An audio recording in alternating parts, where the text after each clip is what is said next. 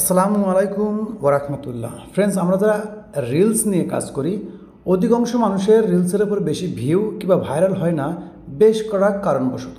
তাই আমরা কথা বলবো যে বেশি ভিউ পাওয়া এবং ভিডিও ভাইরাল করার বেশ কিছু ট্রিক্স কিন্তু ফেসবুক নিজেই দিয়ে দিয়েছে, যে আপনি এইভাবে কাজ করেন, আপনার রিলস ভিডিওর মধ্যে বেশি থেকে বেশি ভিউ হবে। তো এটা দেখার জন্য এবং এটা বোঝার জন্য আমরা সরাসরি চলে আসবো ড্যাশবোর্ডের মধ্যে আসলে দেখবেন আমাদের প্রোফাইল কিংবা পেজের ইনসাইট। এখন আমরা কি করব, একটা রিলস ভিডিও আপলোড করব। তার জন্য আমাদের করণীয় হচ্ছে, আমি সর্বপ্রথম এটা একটা মিউট করে দিই। ওকে, তো আমরা একটা রিলস ভিডিও আপলোড করবো, এখান থেকে আমরা বুঝতে পারবো। তো আমি এখান থেকে র্যান্ডামভাবে একটা ভিডিও নিয়ে নিই। ওকে, এটা নিয়ে নিই, নেওয়ার পর এটা আমরা নেক্সট করে দিলাম। নেক্সট করার পরে আমরা যখন এখানে টাইটেল লিখতে যাই কিংবা ডিসক্রিপশন লিখতে যাই, তো এখানে আমরা যদি লক্ষ্য করি, এখানে একটা জিনিস ফেসবুক অ্যাড করে দিয়েছে। ওকে, যেটার নাম অ্যাড টপিকস। তো ফ্রেন্ডস, এখানে একটা বিষয় বোঝার বিষয়, সেটা হচ্ছে কি, আপনি যে ভিডিওটা আপলোড করতেছেন সেটা কি ক্যাটাগরি কিংবা টপিক্সটা কী।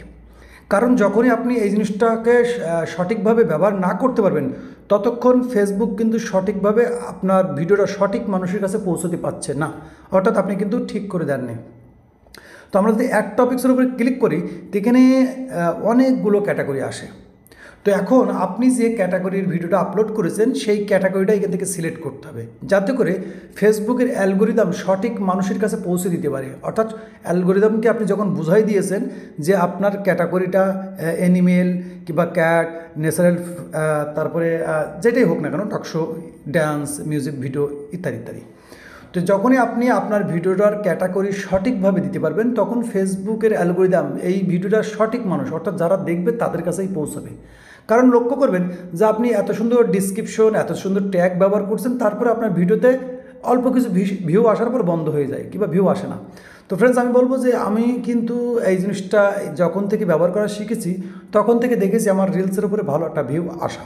এর আগে আমি ভিডিও দেখেছি যে আমার ভিডিওর উপর কিন্তু মিলিয়নের উপরে ভিউস এসেছে। কীভাবে? এই অ্যাড টপিক্সগুলো আমি সঠিক করে দেওয়ার জন্য। তো আমি যেহেতু টেক ক্যাটাগরির ভিডিও আপলোড করি, তো মনে করেন যে আমি টেক ক্যাটাগরি যে ভিডিওটা বানাচ্ছি, এই ভিডিওটা হয়তো আপনারা ফেসবুকে দেখতেছেন কিংবা ইউটিউবে, তো এটা কিন্তু টেকনিক্যাল ক্যাটাগরি।